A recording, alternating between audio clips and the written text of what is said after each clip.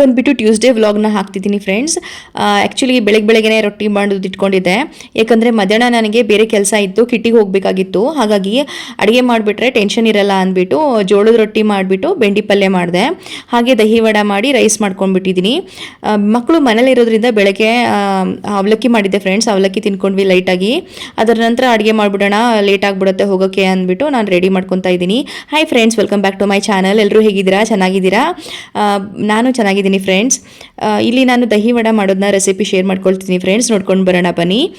ಮೊದಲಿಗೆ ನಾನಿಲ್ಲಿ ಮೆಣಸಿನ್ಕಾಯಿ, ಜೀರಿಗೆ, ಶುಂಠಿ, ಬೆಳ್ಳುಳ್ಳಿ ತೊಗೊಂಡ್ಬಿಟ್ಟು ಇದನ್ನು ಫೈನ್ ಪೇಸ್ಟ್ ಮಾಡ್ಕೋಬೇಕು ಫ್ರೆಂಡ್ಸ್. ಫೈನ್ ಆದರೂ ಮಾಡ್ಕೋಬೋದು ಅಥವಾ ತರಿ ಆದರೂ ಮಾಡ್ಕೋಬೋದು, ಪರವಾಗಿಲ್ಲ, ನಡೆಯುತ್ತೆ.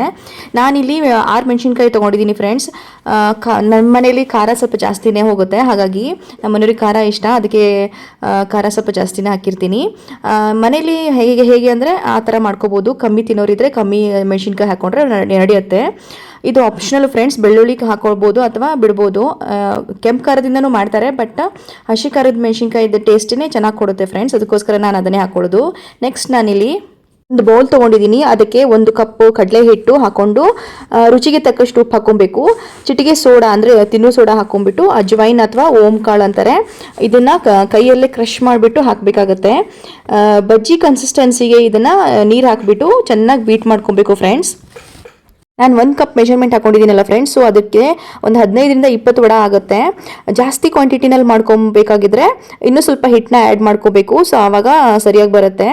ನಾನು ತೊಗೊಂಡಿರೋ ಮೆಷರ್ಮೆಂಟಲ್ಲಿ ಮಾಡಿದರೆ ಒಂದು 4 ಮೆಂಬರ್ಸಿಗೆ ಆರಾಮ್ಸೆ ಆಗುತ್ತೆ ಫ್ರೆಂಡ್ಸ್. ಆಮೇಲೆ ಇದನ್ನು ಎಷ್ಟು ಚೆನ್ನಾಗಿ ಬೀಟ್ ಮಾಡ್ತೀವೋ ಅಷ್ಟು ಚೆನ್ನಾಗಿ ಫ್ಲಫಿಯಾಗಿ ಬರುತ್ತೆ ವಡೆ. ಬೆಣ್ಣೆ ತೆಗೆದಾಗ ಮಜ್ಜಿಗೆ ಬಂದಿರುತ್ತಲ್ಲ ಫ್ರೆಂಡ್ಸ್, ಅದನ್ನೇ ನಾನು ಯೂಸ್ ಮಾಡ್ಕೊಳ್ತೀನಿ.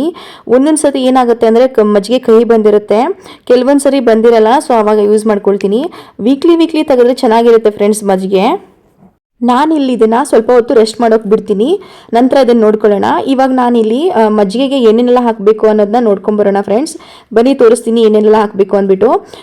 ಇಲ್ಲಿ ನನಗೆ 3/4 ಲೀಟ್ರು ಮಜ್ಜಿಗೆ ಬಂದಿದೆ. ಫಸ್ಟ್ ನಾನು ಜಾಸ್ತಿ ನೀರು ಹಾಕಿಟ್ಟಿದ್ದೆ, ಬೆಣ್ಣೆ ತೆಗೆದ್ಮೇಲೆ ಅದನ್ನು ಬಸ್ಕೊಂಡಿದ್ದೀನಿ, ಯಾಕಂದರೆ ಜಾಸ್ತಿ ಹುಳಿ ಇದ್ದರೆ ಹೋಗಿಬಿಡುತ್ತೆ ಅಂದ್ಬಿಟ್ಟು. ಇದೊಂದು ಟಿಪ್ಪು ಫ್ರೆಂಡ್ಸ್, ಇಫ್ ಮಜ್ಜಿಗೆ ಏನಾದರೂ ಹುಳಿ ಇದ್ದರೆ ಜಾಸ್ತಿ ನೀರು ಹಾಕ್ಬಿಟ್ಟು ಇಟ್ಬಿಡ್ಬೇಕಾಗತ್ತೆ. ನಂತರ ನೀರು ಮೇಲೆ ತೇಲ್ ಬಂದಿರುತ್ತಲ್ವ, ಅದನ್ನು ಬಸ್ಕೊಂಡ್ಬಿಡ್ಬೇಕು ಅಷ್ಟೇನೆ. ಆಲ್ಮೋಸ್ಟ್ ಎಲ್ಲರಿಗೂ ಗೊತ್ತಿರುತ್ತೆ ಅನ್ಕೊತೀನಿ, ಯಾರಿಗೆಲ್ಲ ಗೊತ್ತಿಲ್ಲ ಈ ಥರ ಮಾಡಿ. ಈ ಮಜ್ಜಿಗೆಗೆ ಇವಾಗ ನಾನು 1 ಟೇಬಲ್ ಸ್ಪೂನ್ ಅಷ್ಟು ಕಡಲೆ ಹಿಟ್ಟು ಹಾಕ್ಕೊತಿದ್ದೀನಿ ಫ್ರೆಂಡ್ಸ್, ಯಾಕಂದರೆ ಮಜ್ಜಿಗೆ ತೆಳು ಇರುತ್ತೆ, ಅನ್ನಕ್ಕೆ ನೆಂಚ್ಕೊಳ್ಳೋಕ್ಕೆ ಸಾಂಬಾರು ಥರ ಸ್ವಲ್ಪ ತಿಕ್ನೆಸ್ ಬರುತ್ತೆ ಅಂದ್ಬಿಟ್ಟು ಹಾಕ್ಕೊತಿದ್ದೀನಿ. ಆಮೇಲೆ ಲಾಸ್ಟಿಗೆ ನಾವು ವಡೆ ಕೂಡ ಹಾಕ್ತೀವಲ್ವಾ, ಸೊ ಅದು ಕೂಡ ಸೋಕ್ ಮಾಡುತ್ತೆ, ಅದಕ್ಕೋಸ್ಕರ ನಾವು ಸ್ವಲ್ಪ ತಿಕ್ನೆಸ್ ಬರೋಕ್ಕಂತ ಕಡಲೆ ಹಿಟ್ಟನ್ನ ಹಾಕ್ಕೊಳ್ತೀನಿ. ನಂತರ ಇದಕ್ಕೆ ನಾನು ಸ್ವಲ್ಪ ಉಪ್ಪು, ಅರಿಶಿನ ಪುಡಿ ಹಾಕ್ಬಿಟ್ಟು ಸರಿಯಾಗಿ ಬೀಟ್ ಮಾಡ್ಕೊಬೇಕು. ಯಾಕಂದರೆ ಲಮ್ಸ್ ಇದ್ದರೆ ಚೆನ್ನಾಗಿರಲ್ಲ, ಅದಕ್ಕೆ ಲಮ್ಸ್ ಬರ್ದಂಗೆ ಚೆನ್ನಾಗಿ ಬೀಟ್ ಮಾಡಿಕೊಂಡು ಇಟ್ಕೊಳ್ತಿದ್ದೀನಿ. ತುಂಬ ಚೆನ್ನಾಗಿರುತ್ತೆ ಫ್ರೆಂಡ್ಸ್ ಇದು ರೆಸಿಪಿ. ಬಿಸಿ ಅನ್ನಕ್ಕೆ ಹಾಗೆ ಒಂದು ಬೌಲಲ್ಲಿ ಹಾಕ್ಕೊಂಡು ಹಾಗೆ ಕುಡಿತಾ ಇದ್ರೂ ಕೂಡ ತುಂಬ ಚೆನ್ನಾಗಿ ಬರುತ್ತೆ. ಇದು ಆ್ಯಕ್ಚುಲಿ ಏನಂದರೆ ರೇನಿ ಸೀಸನ್ ಅಥವಾ ವಿಂಟರ್ ಸೀಸನಲ್ಲಿ ಸರಿಯಾಗಿ ಹೊಂದ್ಕೊಳ್ಳುತ್ತೆ ಫ್ರೆಂಡ್ಸ್. ಬಿಸಿಯಾಗಿ ಕುಡಿಬೋದು, ಆವಾಗ ಚಳಿಗೆ ಚೆನ್ನಾಗಿ ಬರುತ್ತೆ. ಒಂಥರ ಸೂಪ್ ಥರನೂ ಕೂಡ ಆಗುತ್ತೆ ಇದು. ನಂತರ ನಾನಿಲ್ಲಿ ಒಂದು ಪ್ಯಾನ್ ಇಟ್ಕೊಂಡ್ಬಿಟ್ಟು ಅದಕ್ಕೆ ಎಣ್ಣೆ ಹಾಕಿಬಿಟ್ಟು ಆವಾಗಲೇ ನಾವು ರೆಸ್ಟ್ ಮಾಡೋಕ್ಕೆ ಇಟ್ಟಿದ್ವಲ್ವಾ, ಸೊ ಅದೇ ಹಿಟ್ಟನ್ನು ಚಿಕ್ಕದಾಗಿ ಕೈಯಿಂದ ಬಿಡ್ತಾ ಬರಬೇಕು ವಡೆ ಥರ. ಆಮೇಲೆ ಅದನ್ನು ನೀಟಾಗಿ ಫ್ರೈ ಮಾಡಿ ತೆಕ್ಕೊಳ್ಬೇಕು.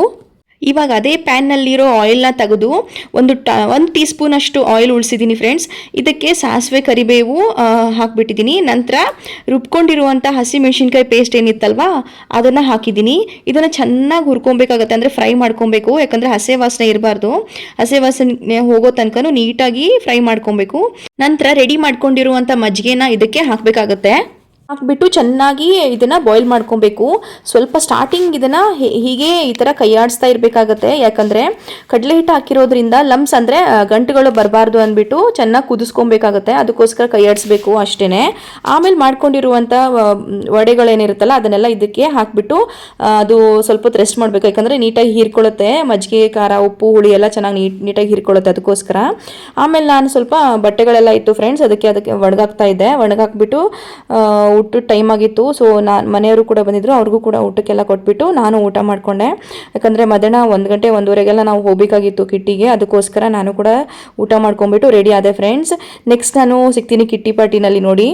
ಸ್ಟಾರ್ಟಿಂಗ್ ಎಲ್ಲ ಗೊತ್ತಲ್ಲ ಫ್ರೆಂಡ್ಸ್, ರೆಡಿ ಆಗಿರೋದ್ರಿಂದ ಒಂದಿಷ್ಟು ಕ್ಲಿಪ್ಸ್ಗಳನ್ನ ತೊಗೊಂಡ್ವಿ, ವಿಡಿಯೋಸು ರೀಲ್ಸ್ ಅವೆಲ್ಲ ಆಗ್ತಾ ಇತ್ತು. ಹಾಗೆ ಒಂದು ಸ್ನ್ಯಾಕ್ಸ್ ಎಲ್ಲ ರೆಡಿ ಮಾಡಿರ್ತೀವಿ ಫ್ರೆಂಡ್ಸ್. ಸೊ ಒಂದು ತಂಬೋಲ ಆಟ ಇತ್ತು, ಸೊ ಅದನ್ನೆಲ್ಲ ಆಟಾಡ್ಕೊಂಡು ನಾವು ಸ್ನ್ಯಾಕ್ಸ್ ಎಲ್ಲ ರೆಡಿ ಮಾಡ್ಕೊಂಡಿದ್ವಿ. ಬ್ರೆಡ್ ಪಕೋಡ ಇತ್ತು, ಸೊ ಅದನ್ನು ತಿನ್ಕೊಂಡು ಒಂದು ಗೇಮ್ ಆಟಾಡಿಸ್ತಿದ್ರು ಫ್ರೆಂಡ್ಸ್. ಸೊ ಅದನ್ನೆಲ್ಲ ಆಟಾಡ್ಕೊಂಡು ಆಮೇಲೆ ತಂಬೋಲ ಗೇಮ್ ಆಡಿದ್ವಿ. ಇದು ಆ್ಯಕ್ಚುಲಿ ಏನಂದರೆ ಅಮೌಂಟ್ ಕಟ್ಬಿಟ್ಟು ಆಟಾಡೋದು. ಸೊ ಪ್ರಿವಿಯಸ್ ವಿಡಿಯೋದಲ್ಲಿ ನೋಡಿದರೆ ಗೊತ್ತಾಗುತ್ತೆ ನಿಮಗೆ, ಅದರಲ್ಲಿ ಡೀಟೇಲ್ ಆಗಿ ಹೇಳಿದ್ದೀನಿ. ಸೊ ಅದನ್ನು ಆಟಾಡ್ಕೊಂಡ್ಬಿಟ್ಟು ಅಂದರೆ ಅಮೌಂಟ್ ಕಲೆಕ್ಟ್ ಆಗುತ್ತೆ ಫ್ರೆಂಡ್ಸ್, ಇದನ್ನು ಹಾಕ್ಬಿಟ್ಟು ಮತ್ತೆ ನಾವು ಗೆದ್ಕೋಬೋದು ಆ ಥರ. ಅದಾದಮೇಲೆ ಒಂದಿಷ್ಟು ಗೇಮ್ಸ್ ಎಲ್ಲ ಆಟಾಡ್ಕೊಂಡ್ಬಿಟ್ಟು ನಾವು ಫುಲ್ ಎಂಜಾಯ್ಮೆಂಟ್ ಮಾಡಿದ್ವಿ ಅವತ್ತು. ಒಬ್ವಿಯಸ್ಲಿ ಡ್ಯಾನ್ಸ್ ಎಲ್ಲ ಮಾಡೇ ಮಾಡ್ತಾರೆ ಎಲ್ಲರೂ. ಸೊ ನಾವು ಕೂಡ ಅದೇ ಥರ ಡ್ಯಾನ್ಸ್ ಎಲ್ಲ ಮಾಡ್ಕೊಂಡ್ವಿ. ಏನಂದರೆ ಸ್ವಲ್ಪ ಫ್ರೀ ಟೈಮ್ ಇರುತ್ತೆ ಫ್ರೆಂಡ್ಸ್. ಆಲ್ ದ ಟೈಮ್ ನಾವು ಏನು ಮಾಡ್ತಿರ್ತೀವಿ, ಅಡುಗೆ ಮಾಡೋದು, ಮಕ್ಕಳು ನೋಡ್ಕೊಳ್ಳೋದು, ಹಸ್ಬೆಂಡ್ಸ್ ಎಲ್ಲ ನೋಡ್ಕೊಳ್ಳೋದು, ಇದೇ ಥರ ಆಗಿರುತ್ತೆ. ಸೊ ಮಂತ್ಲಿ ಒನ್ಸ್ ನಾವು ಈ ಥರ ಎಲ್ಲ ಗೆಟ್ ಟುಗೆದರ್ ಮಾಡ್ಕೊಳ್ತೀವಿ. ಅದೊಂಥರ ಚೇಂಜ್ ಆಗುತ್ತೆ ನಮಗೆ ಮೈಂಡು. ಸೊ ನಾವೆಲ್ಲೂ ಇಲ್ಲಿಂದ ಹೊರಗಡೆ ಆಗಲ್ಲಲ್ಲ, ಅದ್ರ ಕಾರಣದಿಂದ ನಾವು ಇಲ್ಲೇ ಕಿಟಿ ಪಾರ್ಟಿ ಮಾಡ್ಕೊಂಡಿರ್ತೀವಿ ನಮ್ಮ ಅಪಾರ್ಟ್ಮೆಂಟಲ್ಲೇ, ನಮ್ಮ ಕಾಲೋನಿನಲ್ಲೇ. ಇದು ಬಂದುಬಿಟ್ಟು ವೆನ್ಸ್ಡೇ ವ್ಲಾಗ್ ಕಂಟಿನ್ಯೂ ಮಾಡ್ತೀನಿ ಫ್ರೆಂಡ್ಸ್. ಏನಂದರೆ ನೆಕ್ಸ್ಟ್ ಡೇ ನಮಗೆ ಸ್ವಲ್ಪ ಸಿಟಿಯಲ್ಲಿ ಕೆಲಸ ಇತ್ತು, ಅದಕ್ಕೋಸ್ಕರ ಹೋಗ್ತಾ ಇದ್ವಿ. ಹಾಗೆ ಹೋಗ್ತಾ ಒಂದು ಹಳ್ಳಿಯಲ್ಲಿ ಇದು ಕಂಪ್ಲೀಟಾಗಿ ಎಷ್ಟೊಂದು ಮನೆಗಳಲ್ಲೆಲ್ಲ ಶಾಮಿಯಾನ ಹಾಕಿದ್ದಾರೆ ಫ್ರೆಂಡ್ಸ್. ಹಾಗೆ ಇಲ್ಲಿ ಅಂದರೆ ಅವ್ರದ್ದೇ ಒಂದು ಜಾತ್ರೆ ಥರ ನಡೀತಾ ಇತ್ತು ಅದೊಂದು ಹಳ್ಳಿಯಲ್ಲಿ. ಎಲ್ಲ ಮನೆಗಳಲ್ಲೂ ಕೂಡ ಇಲ್ಲಿ ಪೆಂಡಲೆಲ್ಲ ಹಾಕಿದ್ರು, ಅಂದರೆ ಶಾಮಿಯಾನೆಲ್ಲ ಹಾಕಿದ್ರು.